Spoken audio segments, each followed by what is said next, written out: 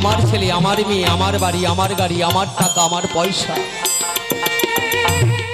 এই যে আমার আমার করছি, একদিন সব কিছু ছেড়ে চলে যেতে হবে। যেদিন এই নিঃশ্বাস যেদিন বন্ধ হয়ে যাবে, সেদিন আমার বলতে জগৎ সংসারের মাঝে আর কেউ থাকবে না।